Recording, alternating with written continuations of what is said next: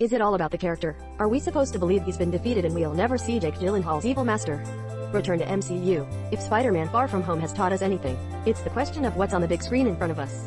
And I have some ideas that could tell us about the resurrection of Quentin Beck in future Marvel movies. It has long been known that the MCU Spider-Man will include Sinister Six, which includes Geier and Mysterio, already played by Michael Keaton and Jake Gyllenhaal. From the moment we learned that Jake Gyllenhaal had been accepted into MCU as a legendary mystery, we knew we were looking forward to the pleasure the success of the summer made Quentin Beck a formidable rival for Tom Holland's young Spidey. With a fresh and fascinating story in the background, Kevin Feige, Marvel's boss, recently revealed that he had been looking for the perfect role for Jake Gyllenhaal for a long time, and approached the actor several times to join the Marvel Universe. It's as if there was more to explore in the actor's bad role.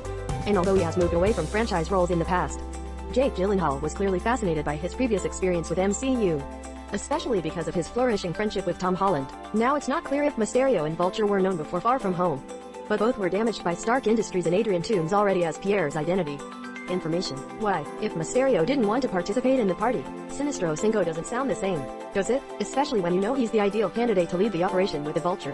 What does it look like? I think we convinced ourselves that Mysterio is going back to MCU. Despite all the mistakes in Far From Home, there's tons of evidence indicating another appearance of Jake Gyllenhaal's character in the franchise, with Mysterio and his master team do it only after the fact, thinking about his plan, or was it always in the cards? If Mysterio's death was staged for a specific purpose, it's the ultimate. Once you cheat on Spider-Man, what's to stop you from doing it again? Far From Home, he ends up with Peter Parker, who has finally managed to defeat his newly discovered enemy at Tower Bridge in London. Jonah Jameson of the Sam Raimi Spider-Man trilogy appeared on screen to tell an important story, the discovery of Peter Parker as the canvas harness hero for the world. It would also be great to see Michael Keaton and Jake Gyllenhaal and Spidey in cahoots.